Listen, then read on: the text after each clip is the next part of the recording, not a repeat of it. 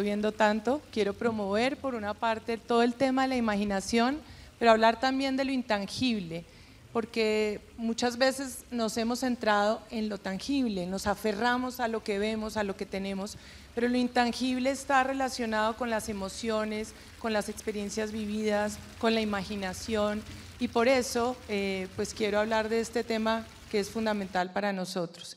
Y de eso intangible, de alguna manera, que tiene que ver con la emoción, con lo simbólico, con lo emotivo, con inclusive lo mágico, hace que fluya en nuestras propias vidas.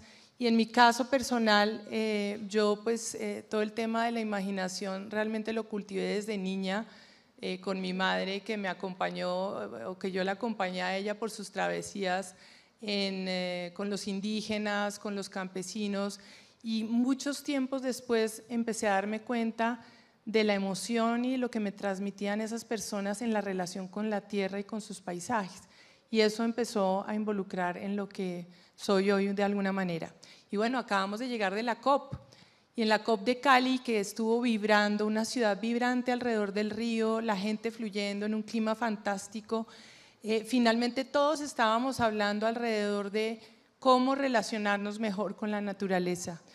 Y si bien todos pensábamos en el mismo sentido, ¿no?, cómo cambiar esa relación con la naturaleza, todavía nos falta ponernos de acuerdo en cómo resolver los conflictos y en cómo llegar a los acuerdos. Y quisiera empezar hablando de un tema que es fundamental y que en la COP estuvo centrado, y que seguramente aquí van a hablar muchos, son las ciudades. Las ciudades como un elemento que siempre se ha pensado que es el enemigo de la naturaleza, y en realidad pues se ha pensado como un objeto aislado, como esas ciudades que se han implantado en una geografía que no la reconoce, una cuadrícula que pasa por encima de ríos, quebradas, ciénagas. Y por otra parte, los ecólogos han venido hablando de la ecología sin las ciudades. Si vemos los mapas de Colombia, vemos los mapas de los elementos naturales sin las ciudades y los de las ciudades sin la naturaleza. Pero en estos últimos años, afortunadamente, ya estamos hablando y cambiando el sentido de que las ciudades son sistemas socioecológicos, y los ecólogos y nosotros los diseñadores estamos hablando de la ecología de la ciudad. Y bien lo dice Brigitte, las ciudades son un organismo complejo, un organismo cibernético. Y Colombia ha impuesto en los últimos años el concepto de biodiversidad, es de hablar que diseñemos con la ecología, es decir, rompamos esos paradigmas transversales de cada uno diseñando desde su rincón, sino que tengamos unas conversaciones conjuntas. Y por eso emergen de alguna manera, y voy a pedir un poquito de volumen al sonido que tenemos, conceptos como las biodiversidades, que ya están hablando, como les digo, de integrar este concepto, las ciudades biofílicas, es decir, que aman la naturaleza, o incluso en Cali estuvimos hablando de las biópolis. Y vengo a hablarles de alguna manera de imprimirles, ustedes son todos diseñadores, creativos, están imaginando, y el agua es algo fundamental, ¿no? Debemos de dejar de hablar de lo lineal a pensar en lo complejo, en todas las relaciones que tiene el agua, y eso, por eso pongo estas imágenes, la dan los niños con su creatividad conectan y relacionan unos temas con otros, en los cuales involucran su cuerpo, sus sentimientos en relación con lo que se llama la creatividad del agua. Y vivimos en un país que vive entre el cielo y el agua, entre ciénagas, océanos, quebradas y ríos, y estamos en la ciudad de los páramos. Bogotá es la capital de los páramos, y esa vegetación que ustedes ven ahí es un ejemplo de vida, es un elemento que sabe gestionar el agua, la hace vibrar, es poético, es bello. Nuestros páramos son un ejemplo fundamental, y quería traerles unos pocos ejemplos porque mucho del diseño viene inspirado en la naturaleza, y sería ideal que nuestros diseños realmente profundicen en cómo, por ejemplo, en esos paisajes arresotados de los páramos, en donde están los frailejones, cómo gestionan el agua, cómo de alguna manera a través de toda esa vellosidad que tienen en sus hojas todas las capas que tiene la misma planta de páramo, el agua desciende lentamente. Pero uno siempre se imagina que el páramo es la fuente de agua porque viven llenos de agua y en realidad son unos suelos muy pobres. Hay temperaturas muy altas, no sé quiénes han estado en páramos, pero cuando ustedes van al páramo llegan rojos porque es un sol, unas temperaturas muy altas durante el día y unas temperaturas muy bajas durante la noche. Entonces los frailejones, así como muchas de las plantas del páramo, gestionan increíblemente el agua en función de generar una economía de la naturaleza, una economía del agua. Imagínense ustedes si Bogotá, que tiene 8 millones de habitantes, todos sus edificios gestionaran el agua como lo hace un frailejón o lo hace un Ciro, que cada edificio recibe el agua, la muestra bellamente y la entrega limpia a la ciudad. Eso no sucede y por eso tenemos toda esa problemática, y que reduzca la velocidad del agua.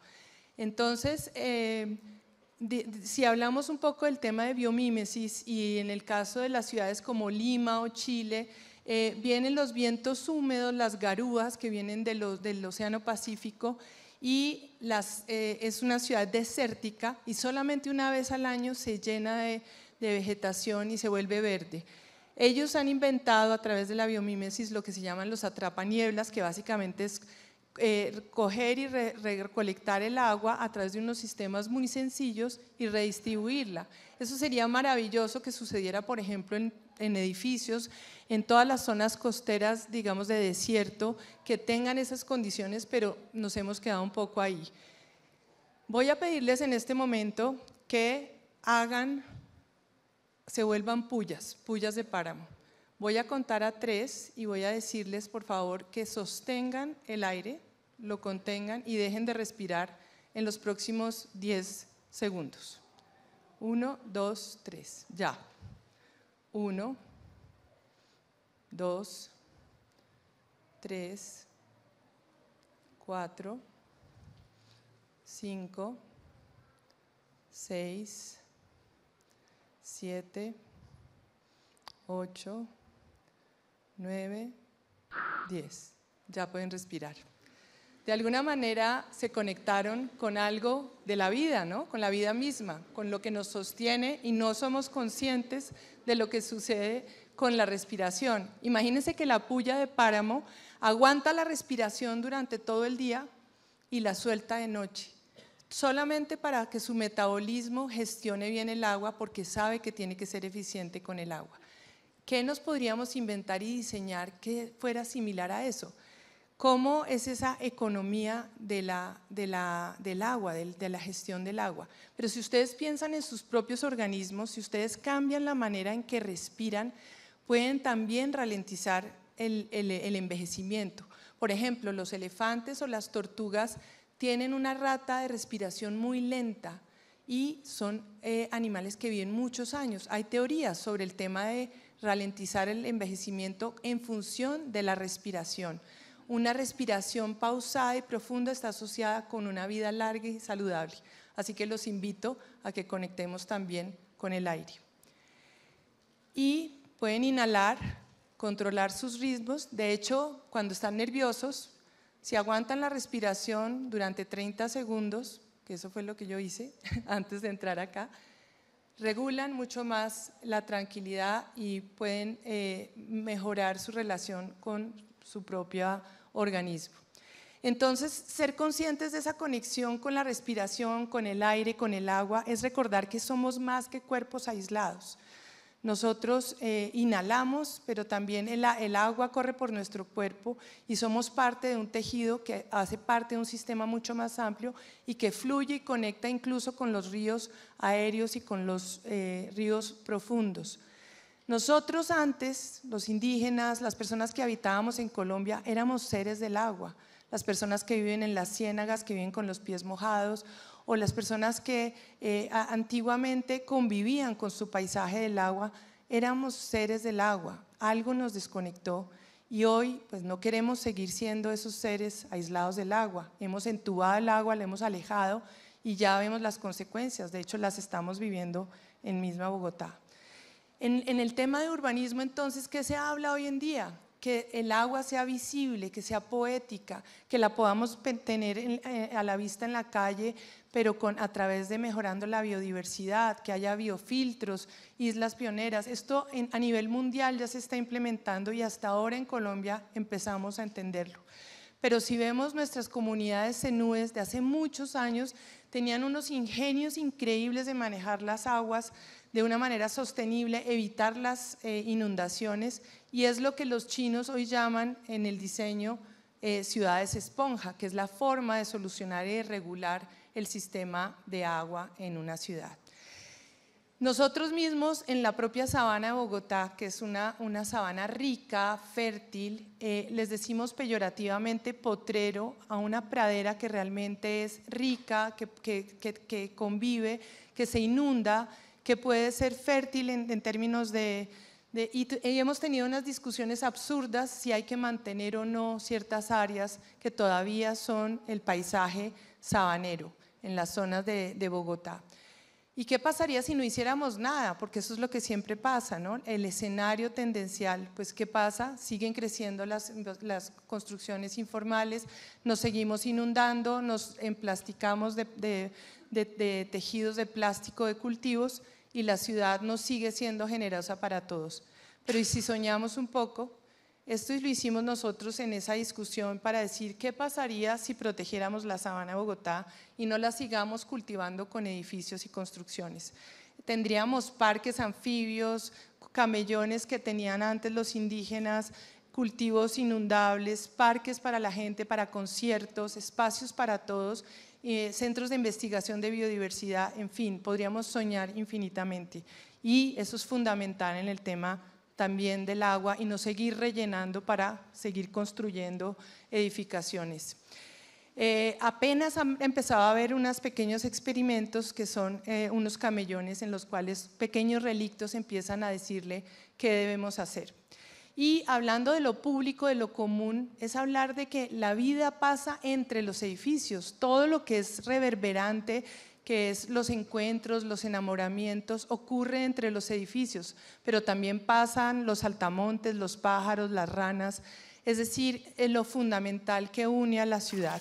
Y por eso quiero empezar a mostrarles varios proyectos en los que hemos trabajado nosotros. El primero, que lo hicimos en China, fue inspirado simplemente en la caída de una gota de agua. Si ven la geografía que genera la caída de una gota de agua, genera valles, genera crestas, y eso era un poco en el concurso que participamos para generar un parque en la China. Y esto pues fue la geometría que vino de esa caída de la gota de agua, y de alguna manera un laberinto, porque vivir en Colombia también es una manera de siempre no saber qué va a pasar al día siguiente. Básicamente el parque tuvo la mayor acogida por la comunidad china porque generamos esta nube permanente donde no se veían, y de alguna manera también elogiaba el agua en otra manera que es muy difícil de cartografiar y dibujar. Una nube donde se perdían entre caras y no se encontraban, y generaba una cosa lúdica y divertida. Tenemos otro proyecto que hicimos en Guatemala, que fue el elogio al sotobosque. Siempre los arquitectos y diseñadores vemos unos árboles grandes y el dueño dice hay que limpiar lo que hay abajo porque ensucia, hay que dejar una gran pradera. Y nos dimos cuenta que ahí era donde se daba toda la vida, donde nacían las ranas, donde se cultivaban todas las semillas del futuro bosque de pino encino, y lo que hicimos fue decirles, ustedes vuélvanse los defensores de ese bosque de pino encino, y por eso lo llamamos el elogio al sotobosque. Nos inspiramos en los tejidos de los tejidos guatemaltecos, en sus colores, en sus tramas, para plantearles toda una diversidad de especies nativas en las tonalidades de esos tejidos y en las tramas de todos esos diseños, de manera que conectara y que el espacio público se elevara, de manera que el agua pasara por debajo, siguiera su ciclo natural y por supuesto el sotobosque siguiera vibrando y viviendo. En Cali, en el caso, hicimos un concurso también en el cual quisimos que Cali es la ciudad de los ríos, inspirarnos en los meandros y las formas que tiene el río y que siempre hemos rectificado. Entonces, esos meandros fueron generando espacios cóncavos y convexos que traían actividades y que además gestionaban el agua lluvia, de manera que toda el agua que llovía iba siendo recuperada a través de vida, a través de biodiversidad, de corredores de saltamontes, de corredores de insectos, a través de sistemas que ya están diseñados en donde florece la vida, pero el agua no se bota ni se entúa como lo hemos hecho tradicionalmente. Y a la vez, paralelamente, pues la gente puede seguir generando espacios para bailar, para divertirse, para recordar hechos que han sucedido en el lugar, que la gente pueda tener una vida de día, de noche en estos lugares vibrantes. Y básicamente siempre la flexibilidad y la alternatividad de que se den cosas simultáneamente en los lugares. Para terminar, básicamente en Santa Cruz, en Bolivia, acabamos de terminar un proyecto de co-creación con indígenas, niños, con comunidades, en el cual nos dijeron, a nosotros nos inspira lo que es el sentido del río Piraí de Santa Cruz, es la serpiente del Hichi. El Hichi representa el espíritu del cruceño. Y por eso el diseño se inspiró en esa serpiente, en generar unas topografías, unas formas, unos valles, y que este espacio, que para ellos era el lugar de miedo porque venía la inundación del río, se convirtiera en el sitio de transición y de reconciliación con el agua. Eso aparece en el dibujo de los pisos, la piel de la serpiente se convierte en un diseño de ladrillo que se mueve, todos los canales de concreto los quitamos, los rompimos y le dimos espacio al agua para que el agua volviera a tener un espacio importante. Generamos toda una trama, una sinfonía de distintas épocas de floración de especies nativas del lugar. Y ahora, un poco también desde el diseño, si le puedes subir un poquito el volumen, este es un llamado a ustedes como ciudadanos, porque ustedes no solamente van a ser profesionales, sino son habitantes de la ciudad. Y es fundamental que nosotros hagamos parte para que la biodiversidad realmente sea una meta que todos tengamos compartida, una nueva relación con el agua. Y por eso quiero cerrar ya contándoles el tema de nosotros como Cerros de Bogotá, un laboratorio en el cual co-creamos con las iniciativas locales, hacemos adaptaciones, fomentamos sinergias entre el campo y la ciudad, buscamos pedagogías basadas en la naturaleza y todas las, decimos Bogotá, ¿por qué no nos podemos dar la oportunidad de tener unos cerros para todos? Por eso con los niños promovemos una imaginación tangible e intangible del agua, generamos cartografías emocionales, nos relacionamos con ellos de manera que entienden y son unos ciudadanos hoy activos con este tema. Tenemos un vivero ciudadano que es el más biodiverso en una pequeña reserva de los cerros y que la hemos ido transformando poco a poco con manos ciudadanas. Y todos los viernes ustedes están invitados porque en la montaña se toma la palabra para hablarle a la gente. Están muy invitados, próximamente verán amarse. Y la montaña se tiñe de color para mostrar su tristeza o para mostrar su alegría. Y ya para terminar, quiero invitarlos a todos a que sean practicantes de una respiración consciente que los conecta con su medio inmediato, con la vida que hay alrededor, con su vecino, con su vecina, y que sean poetas también del agua en el acto de consumir, que realmente cambien esa relación que tienen con el agua y que como bogotanos no nos digamos que es un día malo porque se está por terminar y nos vamos a mojar, sino que salgamos a celebrar y a mojarnos en la lluvia. Exhalen. Muchas gracias.